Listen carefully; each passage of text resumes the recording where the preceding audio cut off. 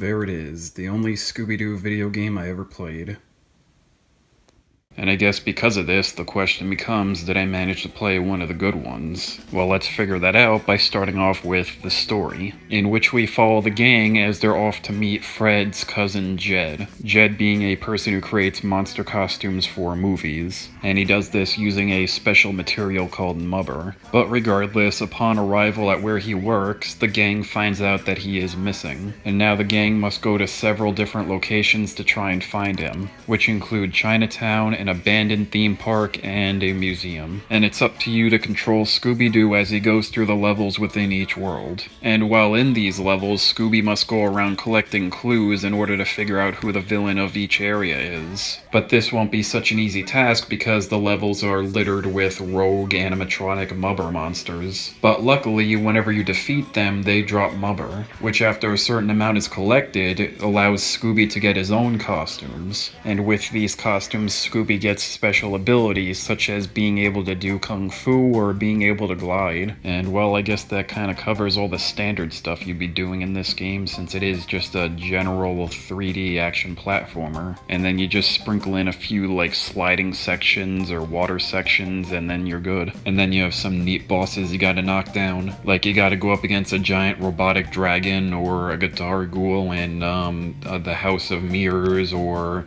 even a caveman driving a UFO. And as stated before, you'll be collecting a few things along the way, whether it be clues that you need in order to solve the mysteries, or finding extra hidden clues in order to unlock like extra parts of a hub world in order to get an extra item, or even finding trap pieces that allow you to get like these neat little extra monster profile things. And last but definitely not least is finding food items. Yes, and a great way to integrate Scooby's massive appetite, there are pieces of food scattered around every single level and hub world, which then can be brought to Shaggy's Porta Kitchen, in which then you can mix it all together, and then once a bar fills all the way up, you get another piece of health, which I honestly gotta say is a really neat mechanic. But having said all this, I do actually want to stay here for a moment, because for as cool as these aspects are, there's one questionable part of the game that kind of causes a flaw with them. That being the simple fact that for whatever reason, whenever you beat a certain section of the game, you lose access to its hub world. So by the end of the game, you actually cannot go back into any hub worlds. Which on one hand, I could kind of see why, because you're already beaten the game, there's really no reason to go back. But at the same time, if you want to go back and collect all the items, you just simply can't. So unless you manage to collect everything on your first time through, or before leaving that section of the game, you're just screwed. And I know in the grand scheme of things, this is such a minor issue, but it's just,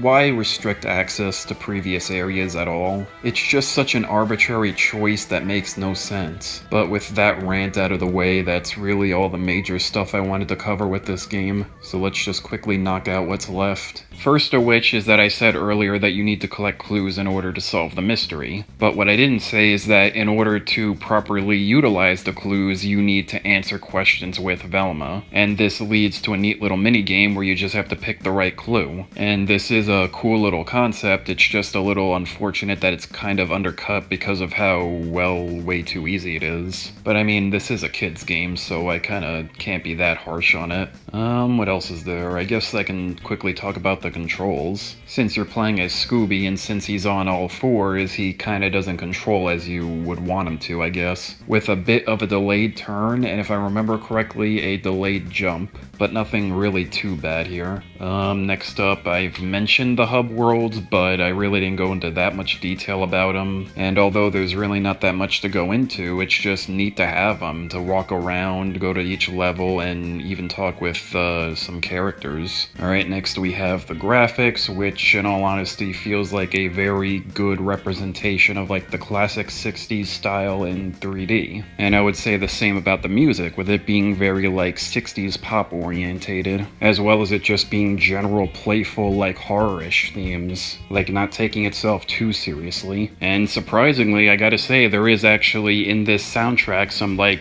general standouts, like the Fortune Cookie Factory or the original show's remix at Shaggy's Porta Kitchen, or the really rockin' track when you're sliding down that huge water slide, or even the really intense boss musics for the Guitar Ghoul or even the Caveman. But I definitely gotta say the big standout here for me when listening through all these is the Undersea level, because it starts off as like a general good song, but then like halfway through it does this awesome breakdown that has no right in being so good as it is, but yet it is. So yeah, overall this game has a very surprisingly good soundtrack. And with that, I have gone over everything that I wanted to with this game. So I guess the answer to the question is yes, I did indeed get one of the good ones.